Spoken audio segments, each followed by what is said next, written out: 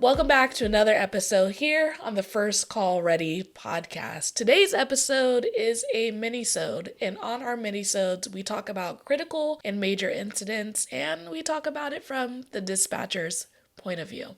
Due to the real-life nature of these incidents, we may be listening to some 911 calls or some radio traffic. That can sometimes be hard to listen to.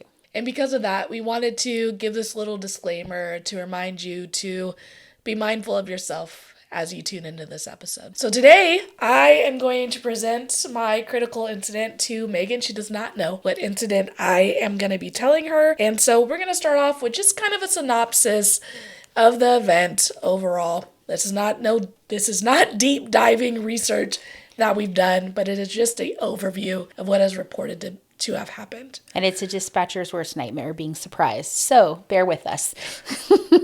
Today, the critical incident that I am bringing to the table are the Maui wildfires of 2023. My wife is from Hawaii, born and raised, and we go back to the island quite often. So when this came out, this was definitely near and dear to our hearts and our families, and, making sure that we didn't have any family on Maui and, reaching out to the community that we have out there to make sure everyone's okay and if anyone needs support. So this is definitely a huge incident that happened back in August of 2023. Strong winds and dry conditions combined to create critical wildfire weather conditions on the island of Maui. These conditions fueled multiple fires, but the most destructive blaze occurred near the historic town of Lahaina. That day, high winds in many places gusting 60 to 80 miles per hour, had been driven by a strong pressure system north of Hawaii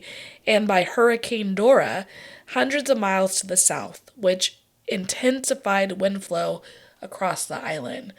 So perfect storm. According to the investigations by the Maui Fire Department and the ATF, the fire that ultimately destroyed Lahaina began in the morning hours of August 8th near Lahaina Luna Road.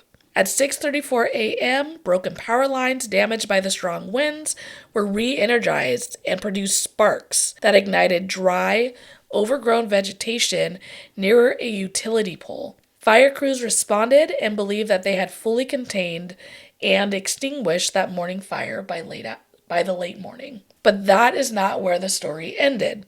Later that afternoon, around 2:50 p.m., the strong wind event returned. So we still have those 60 to 80 mile an hour per winds. That's still that perfect storm. Undetected embers from that earlier fire were blown into the dry vegetation, which rekindled into a second, much more destructive blaze. Once that second fire ignited, it spread at astonishing speed. Again, lots of wind being blown this day. Those powerful winds helped push the flames, embers, and heat into the small town of Lahaina, overwhelming neighborhoods in minutes. Much of the island lost power, cell phone coverage, and even 911 connectivity. Because of the wind-driven damage, roads were blocked by downed power lines and debris, and some communication systems became unstable or went offline. Emergency alerts were sent via phones and radios, but because many systems are already compromised, many residents never received warnings about the fire.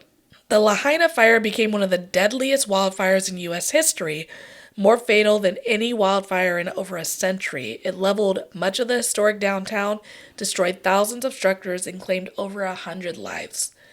The rapid spread, coupled with limited warning for many people, made escape extremely difficult in some areas, pushing some residents to evacuate on foot and even jump into the ocean. In the years since, the investigations have continued. There has been some payouts from the Hawaiian Electric Company that operates. Over $48 million of claims have been paid out for misled investors about wildlife safety efforts. So for the dispatcher's point of view in this experience and what they were dealing with, there's actually a lot of reports on how the dispatchers managed such a crisis that day. And they handled more than 4,500 calls for service just that day alone, including police, fire, and medical emergencies, compared to the about 1,600 calls they get on a typical day. They were inundated not only with the fire-related calls, but with other emergencies that continued throughout this crisis. So, that is the critical event summary. What are your initial thoughts?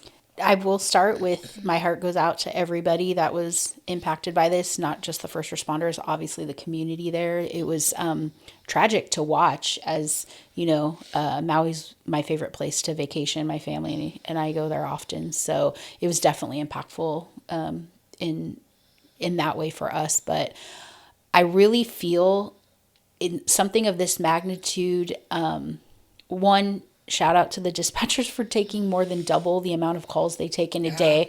That's just, we can dive into that in a minute. But really what I think is what comes to mind is it's an island, and we know that close community feel. And these are the people you're taking calls probably from your family and friends as well, and not you're affected. You know what I mean? You don't know if is your house impacted, are your kids okay, are your parents okay, or your grandparents, like your family, you're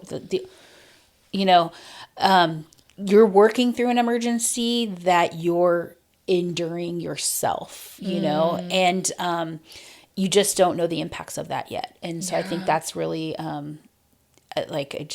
that breaks my heart. Like, I just don't know. Like, that's a hard pill to swallow. Yeah. And I mean, that's one of the talking points I have down here is these folks are filtering calls from their community. Like you said, it's an island. It's a smaller community than maybe living here on the mainland in the city. And they're definitely taking calls from their neighbors, taking calls from businesses that they frequent. They're, unable to get a hold of their family, unable to check on their people's welfare, while still going call to call. Like, all you can do in a situation like this is hang up and answer the next one, hang up and answer the next one. It's never ending, and that is, we talk about flurries in 911, the team's like, oh man, we had a flurry, or oh, that was a busy hour. But this is constant, this is a long-term constant, and you can't really, you're not getting a break to call people in for help. When you have a big incident, we're like a one incident type of thing, and you can call people in to help, or they hear about it and they're like, hey, we'll come in and help relieve you. Nah, if people are off, they're fending for themselves right now, and probably busy. And if you did go in, thank you. That is partnership right there. Yeah. Those are some real troopers. And if you didn't, no shame either, because obviously you're dealing with that. I would also say is not knowing the specific layout, but shout out to those dispatchers, because when do you start to question, is our structure in danger? Because it definitely ravaged so quickly, right? And such a large area. Just ensuring that you're, you don't know if your family's safe, and now you don't know, are we safe? Yeah. And we joke about that all the time in dispatch, oh, well, here in California, if the big one hits, the earthquake, dispatch has to stay, Yeah. Or even if there's a unrelated fire in the building, I guess we're the last to evacuate, but it's true. You have to stay until you can't stay anymore, because that's where all the infrastructure is. That's where everything, separate from this major critical incident, but that's where the hub lives. And if the hub is no longer there, who's dispatching, who's answering the calls, who's, and there's structure where we can flip the switch and it goes somewhere else, but still. And how widespread is it though? Yeah. Because are you flipping the switch? Maybe your backup center, your backup is not. There's no flip the switch. And things are, like they said, 911 was impacted, a lot of basic infrastructure is now impacted, and I just think of it's the worst of the worst, where it's a perfect storm in every way, of a perfect storm of an emergency too. And taking those calls from family and friends, or maybe not even knowing it's your family or friend calling, because you're just shuffling through, and that's my initial thought. I was like, oh. Well, and speaking of taking 911 calls, I do have some 911 calls from this incident that I want to play for you. So disclaimer for anyone tuning in right now, we are going to play some 911 calls that were put out there on their local news after the incident. So if you are concerned about hearing that, those 911 calls. Maybe you're a dispatcher who worked this incident and don't want to relive those calls. Just please know we're going to play those now. 911 emergency. Ma'am, what do? I'm at Lahaina Ignited. The fire is coming our way. Ma'am, if the fire is coming your way, then leave if you have to leave. Evacuate. Don't wait for somebody to tell you to do it. But I cannot get out of my door. There's flames blowing into the house. What? 911? Hi, I called early about all my kids that I left in Lahaina Luna. Okay, are you able to get to them, or is somebody going to get them and evacuate? Because everybody needs to evacuate. But I called early to see if they can get them because they don't have a car. It's a 19, a 12, and a 5 years old. Okay, ma'am, I understand that. They're all working on this fire. They're not able to just go and get your children. Are you able to get your children? No, I'm not. Well, I live at Lahaina Surf on Waine'e Street, and the apartments right across the street is on fire at the old folks' home. At the old folks' home? Yes. We did get right multiple across calls from on Lahaina that. Surf. We did get multiple calls, okay, from Lahaina Oh my Surf. God! Is there any fire people coming? Every fire is in that area. Everyone we have is in that area, okay? Oh my God! Is there any way I can help? Evacuate. Collect everything you need. Assist everybody in getting. Evacuate. Evacuate to Lahaina Civic Center. We just can't get out. There's no way out. Yes. Okay. They're working on the fire. All I can tell you is to get out of that area. So what stands out most about those 911 calls we just heard? First off, the first thing that jumps into my mind is how well the dispatchers did, to be honest. I know we said we weren't going to critique, but their demeanor and they're still being nice. And I know that's our job, but when you're in that intense, I just can't imagine. And you're seeing your board lit up and you're like, I got a million calls to answer. And they're literally offering assistance. That's our job, but offering them suggestions and how to help. And with just such a pleasant tone and demeanor, because of what I can imagine what you're feeling too. That is just tremendous, restraint to not panic back. And I know that's how we're built, but this is the big one, the biggest of big. And I think that just completely stood out to me at first, is just their professionalism. You know, one of the things we talk about all the time at First Call Ready is that our profession deserves better training, better support, better tools, better leadership. That is exactly why we're excited to partner with This Gen 911. They're helping emergency communication centers hire better, train faster, and support their people. Through realistic call simulations, immediate coaching, and tools designed for everyone, from trainees to supervisors and directors, they're helping build stronger teams behind the headset. Because when dispatchers have the opportunity to practice, learn, make mistakes, and grow in a safe environment, they show up more confident when the real call comes in. They're investing in the future of emergency communications and helping create the kind of profession we all want to be a part of. Now let's get back to the show. Yeah, I mean, they obviously this is a huge event. Obviously, when you're saying I need help, everyone's out here trying to help. We're all there. It's a huge fire, but still giving those callers that grace to be I hear you, but this is what I got.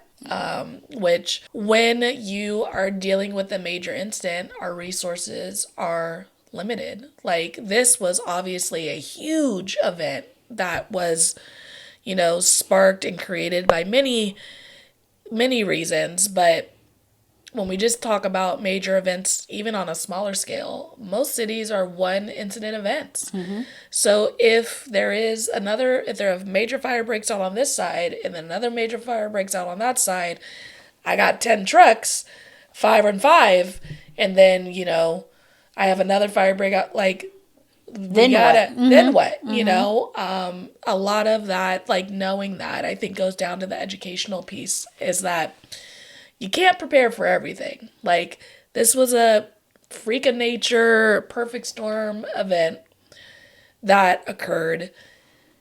And so you can't always prepare for the unknown, but having some sort of plan for when resources cannot get to you for whatever reason that is super important, I think, from a public safety lens of education. We need to have a plan. I couldn't agree more, because we teach, and I strongly back this, is we call 911 for help. And that is what these people were doing as they've been taught. And that is great. This is that incident where not so great, in meaning that the help is limited that can be provided. So I would strongly encourage, it's out there helping, but it's not helping you at this time. And the reality is not everyone's going to get the help in something this big, right? Like, there's just going to be some people that are literally helpless.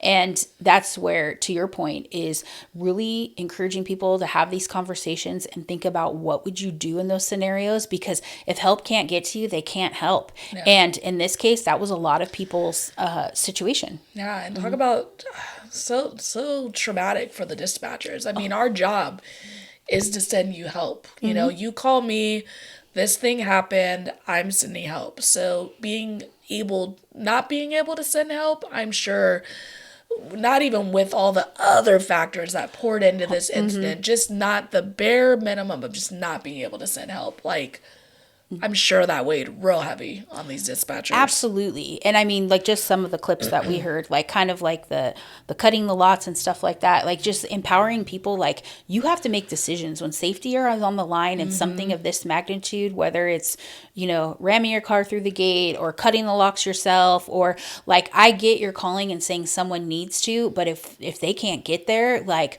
what can you do to help? And we're talking about in a dire situation where preserving life is the biggest thing here.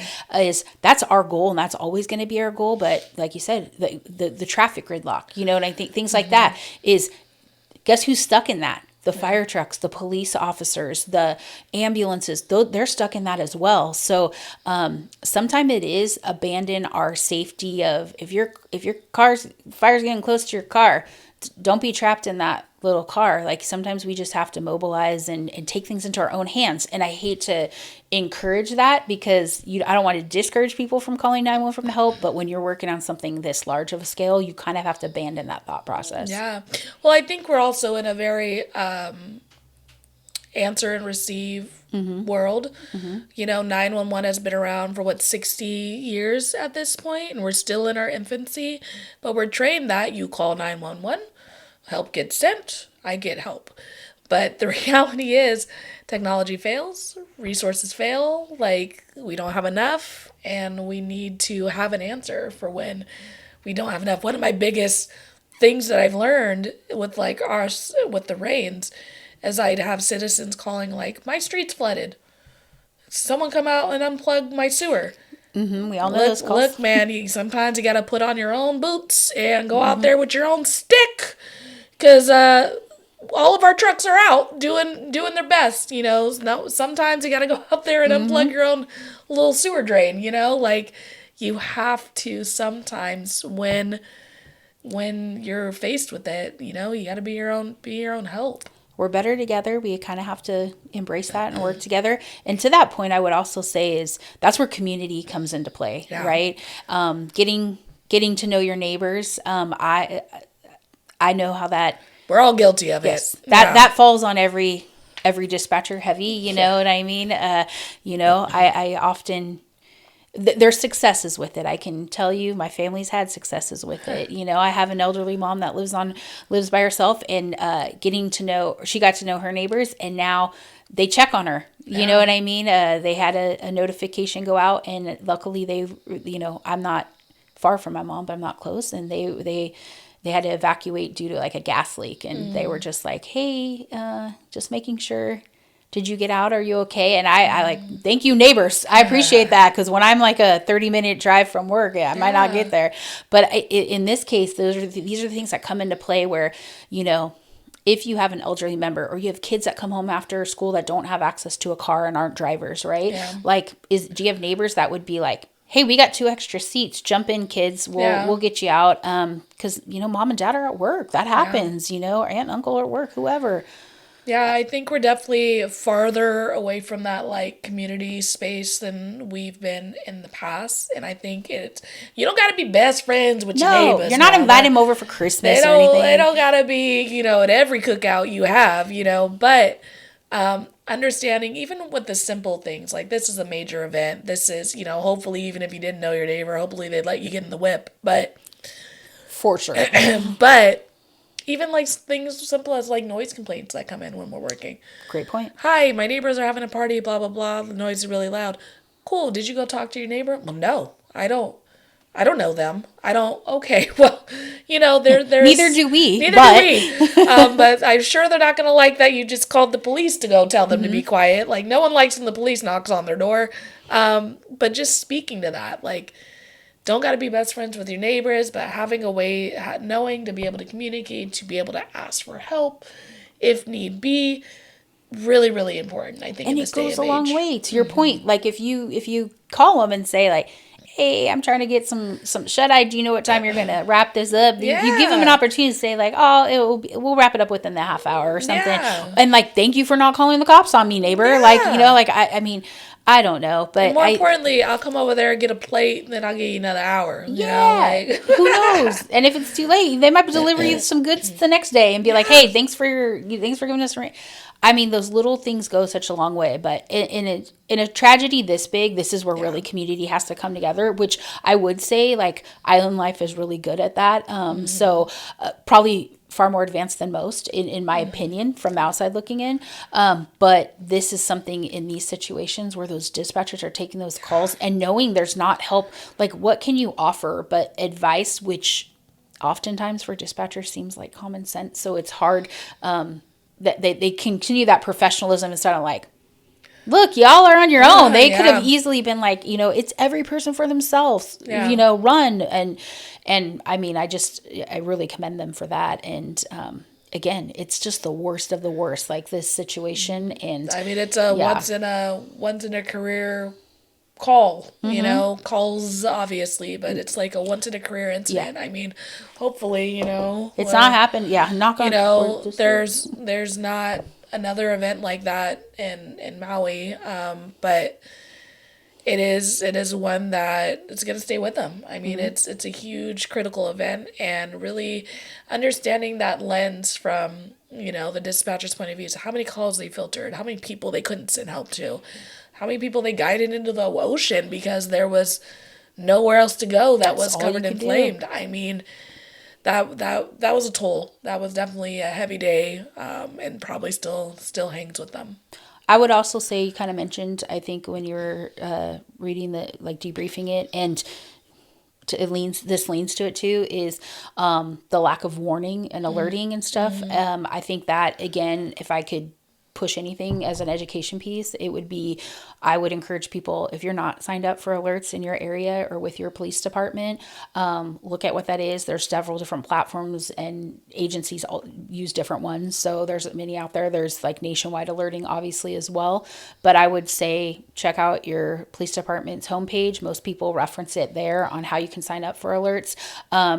Again, large scale like this, it failed. It wasn't helpful for them, but there is value in that for, smaller scale things. Like, hopefully we aren't enduring a fire to this magnitude in, our state of California, or any state for that matter. But there is warning and alerting systems out there that are generated by your police department, fire departments. Evacuations come through that as well. So I would just really encourage people to look into that and help yourself. Help us help you. So I would say take that to help yourself. Yeah.